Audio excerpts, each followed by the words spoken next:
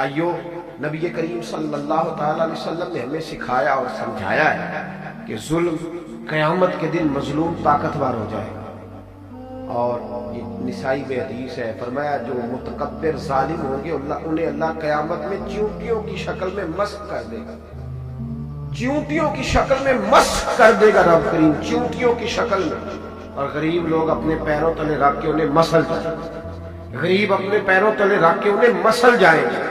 میرے بھائی یاد رکھیں، کبھی بھی کسی بھی موقع پر اگر اللہ صاحب اختیار کرے، صاحب اقتدار کرے، کہیں کو منصب دے، ظلم نہ کرے، زیادتی نہ کرے۔ شاہ کسریٰ،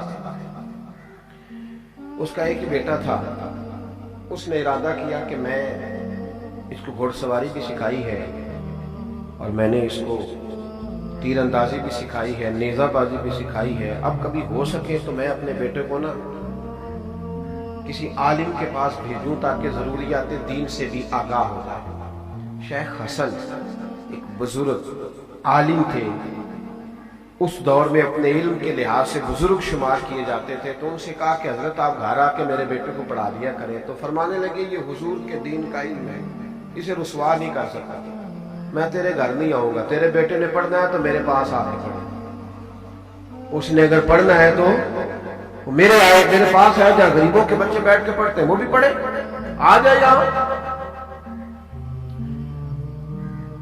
کہنے لگا، بادشاہ کہنے لگا کہ حضور میں نے بھی بس آزمانے کے لیے پوچھا تھا، ورنہ میرا بھی ارادہ یہی تھا کہ گھر آ کے پڑھے۔ الحمدللہ اس عالم کے پاس بیٹے کو بھیج رہا ہوں جو علم کا پاس رکھنے والے، لحاظ رکھنے والے، اس کے پاس بھیج رہا ہوں۔ خیر بچہ پڑھنے لگا، 4-5 سال متواتر اس نے اسباق پڑھے۔ بلایا بادشاہ کو کہ تیرا بیٹا ضروریات دین سے آگاہ ہو گیا، دستار ہو گئی، سند الفراغ اس کو مل گئی۔ فراغت کے بعد بچہ گھر چلا گیا۔ ایک دن استاد صاحب کو کچھ دنوں کے بعد کچھ خیال آیا تو پیغام بھیجا کہ ذرا شہزادے کو بھیجو، میں نے ملنا ہے۔ 2-4 دنوں کے بعد بھیج دیا بیٹے کو، ملنے آیا۔ استاد جی نے بچے کو اندر بلایا کمرے میں، اور پھر اندر سے دروازہ بند کر لیا، اور پھر ہاتھ کے اندر درہ پکڑا اور اس کے سارے وجود پر درے مارنے شروع کیے، اس قدر زور سے مارے کہ اس کے پورے وجود پر نشانات پڑ گئے۔ استاد جی میری غلطی، قبلہ مجھے بتائیں تو صحیح ہوا کیا، اب کیا کر رہے، تھوڑا خیال کریں، مجھے بتائیں۔ چپ کر نالائق، اب میں وجہ سے ماروں گا، تجھے وجہ بتاؤں گا۔ مارتے رہے استاد جی، جب خوب پیٹ لیا، دروازہ کھولا، چل دوڑ جا۔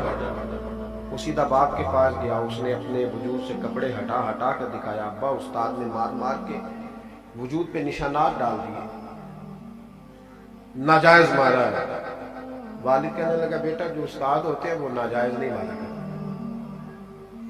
جو استاد ہے وہ ناجائز۔ 5 سال تو جاتا رہا، کبھی ایسی کمپلین اور شکایت نہیں آئی، تو آج ہی استاد نے مارنا تھا، یہ کیسے ہو سکتا ہے؟ کبھی کسی کے ساتھ 5 سالوں میں تم نے دیکھا ظلم کیا ہو؟ کہا حضور نہیں۔ تو کہا پھر آج کیسے کر دیا؟ کہا آپ بلا کے پوچھیں۔ تو بادشاہ کہنے لگا جو قومیں استادوں کو کٹاروں میں کھڑا کرتی ہیں وہ کبھی پڑھا نہیں کرتی، وہ کبھی پڑھا۔ ہمارے ہاں اگر پنجاب یونیورسٹی کا استاد کی کوئی شکایت ہو تو اس کو کوئی نہیں پوچھ سکتا، لیکن مسجد کے قاری صاحب صبح اگر کسی بچے کو تھپڑ مارے نا تو ان کی چھٹی ہو جاتی ہے، کیونکہ قاری صاحب بیچاروں کی تنخواہ ہے 8,000 روپیہ۔ تو اماں کہتی ہے میرا 8 کروڑ دا منڈا ہے تو 8,000 دا مولوی تے اور بھی لب جانا اس ویلے، لہذا تو چھٹی تیری ضرورت کیسی ہوئی؟ اور یہ ہو رہا ہے، یہ ہوتا ہے، اس شخص کو کوئی نہیں پوچھ سکتا۔ لیکن یہاں چونکہ اس بیچارے کی وہ حیثیت نہیں ہے نا معاذ اللہ معاشرے، تو جس کا جی چاہتا ہے وہ جا کے چڑھائی کرتا ہے۔ آمدام بسر مطلب کہا بھائی کٹہرے میں کیسے بلا لو استاد کو؟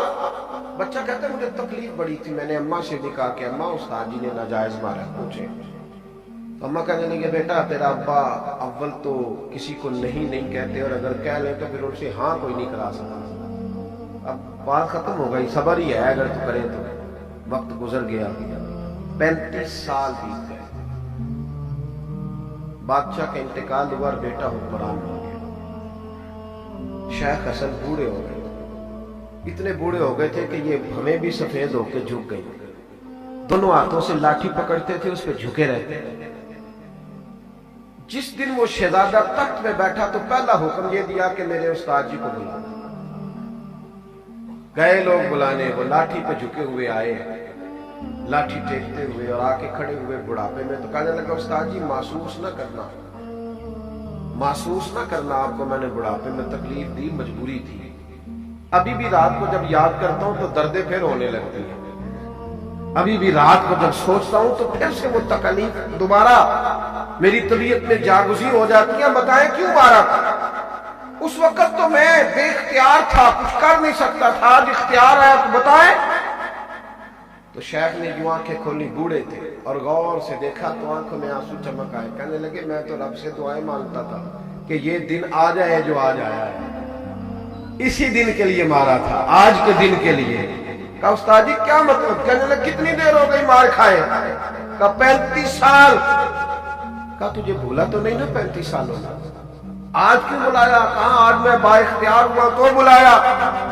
शेख हसन कहने लगे बेटे मुझे पता था तू हुक्मरान बनेगा, किसी के साथ जुल्म न करना, जुल्म न करना। अगर तुझे 35 सालों में नहीं ना भूला तो मजलूमों को कयामत तक नहीं भूलेगा।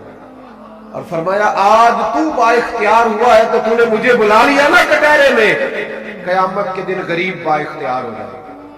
वो फिर बड़े बड़े मुजरिमों को बुलाएंगे, बड़े बड़े पापियों को खड़ा कर अल्लाह के हुजूर सवालों के जवाब देने पड़े। बेटा जुल्म ना करना। शहजादा समझदार था, उठ के आया, उस्ताद के हाथ चूमे, कहने लगा उस्ताद जी मैं जिसे फैंटी समझ रहा था, मार समझ रहा था, तशद्दुद जान रहा था, मुझे तो अब समझ आई है वो भी मेरे असबाक में से एक सबक था, वो भी मेरा एक सबक था जिसे मुझे याद रखना चाहिए था। वो तो आपने मेरी तरबियत याद रखी। जुल्म जो होता है ना, जुल्म इसका जख्म कभी सही नहीं होता। जो ज्यादती होती है ना, इस पे जितने मर्जी मरहम रखे, खून फिर खून है, ये टपकेगा तो जम जाएगा। दस्ते कातिल पे जमे या कफे सहरा पे जमे, ये जम जाएगा रहता है, इसकी फितरत है ना, ये जम जाता है। खून फिर खून है, जब टपकेगा तो जम जाएगा। दस्ते कातिल पे जमे या कफे सहरा पे जमे, ये जम जाता है, ये बोलता है जुल्म नहीं करे कभी भी ज्यादा। और अगर कहीं किसी जगह कोई जुल्म हो गया है, किसी जगह कोई ज्यादती हो गई है, तो फिर मेहरबानी करें आज उसका बदला चुकाएं, आज माफी तलाफी करें, आज अपनी गलतियों का इजाला करें, आज अपनी तबीयत को बदलें, आज अपने माहौल के अंदर तब्दीली लाएं, आज कोशिश करें। वरना फिर कयामत के दिन का जो हिसाब है वो सख्त होगा।